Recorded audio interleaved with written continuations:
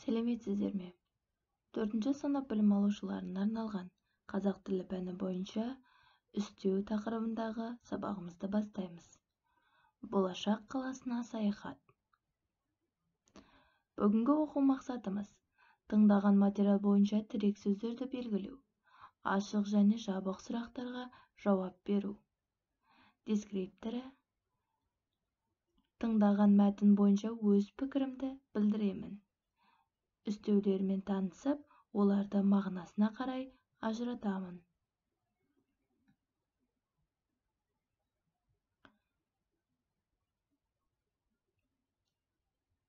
Оқулығымыздың 105-ші бетіндегі бірінші жаттығу: мәтінді тыңда.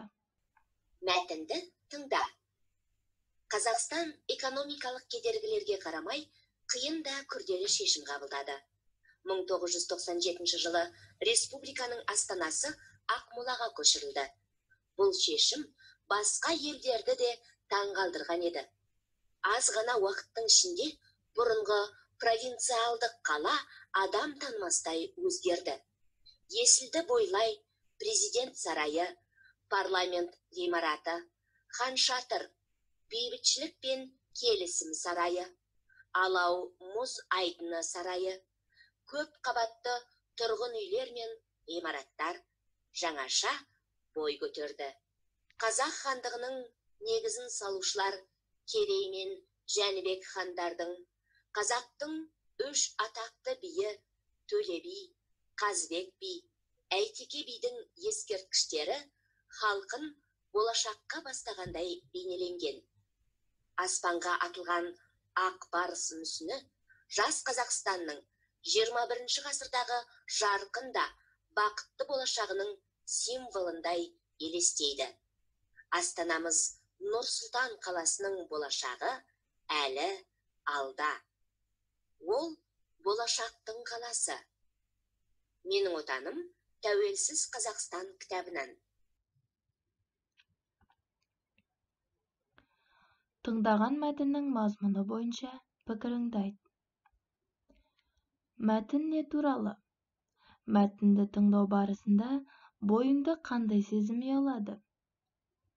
Астананы, яғни қазіргі Нұр-Сұлтан қаласын неліктен болашақтың қаласы дейді? Мәтінде қарамен жазылған сөздерді оқы.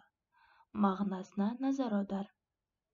Қарамен жазылған сөздер: олар аз ғана, бұрынғы, жаңаша, алда.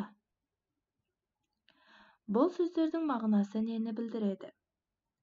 Бұл сөздер іс-әрекеттің мезгілін, мекенін, сын қимылын білдіреді. Ендеше іс-әрекеттің мезгілін, мекенін, сын қимылын білдіретін сөз табын не деп атаймыз? Оны келесі бейнежазбадан тамашалайық. Біз қайда жүрміз? Біз үстеу әлеміндеміз. Қара!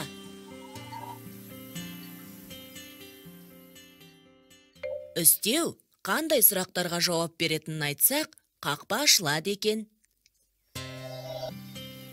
Мен үстеу қандай сұрақтарға жауап беретіні түгілі өзінің не екенін білмеймін ғой. Оны мен білем. Іс-әрекеттің мезгілін, мекенін, сын қимылын білдіретін сөздерді үстеу дейміз. Мысалы, кеше, биыл, ілгері, төмен, тез, әрең. Ол қайда, қашан, қалай деген сұрақтарға жауап береді. Аға, қараңыз, қақпа ашылды. Тағы да қақпа. Бұл қақпа ашылу үшін енді үстеудің түрлерін айтуымыз керек. Мен мезгіл үстеуін, мекен үстеуін, сын қимыл үстеуін білемін. Мезгіл үстеулері іс-әрекеттің мезгілін білдіреді. Мысалы, бүгін келдім, күні бойы ойнадым.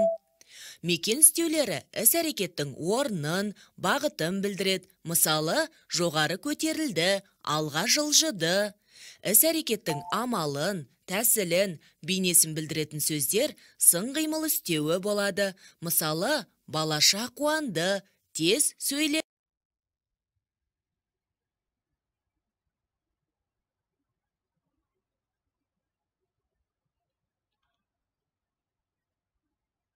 Мінекей балалар, біз үстеу жайлы толық мәлімет алдық.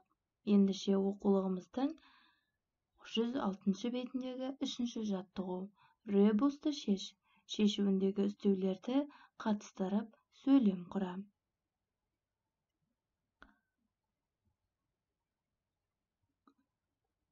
Үй тапсырмасы. 5-ші жаттығу. Оқулығымыздың 106 бетіндегі. Жұмбақты көшіріп жаз, шешуін тап. Күндіз білінбейді, түнде күлімдейді. Үстеулерді тауып, үстеу екенін дәлелде. Осы дәлелдеу үлгісін пайдаланып, тапсырманы орындаңдар. Осы тапсырма бойынша кері байланыс жасаймыз. Осымен бүгінгі сабағымыз аяқталды. Сау болыңыздар.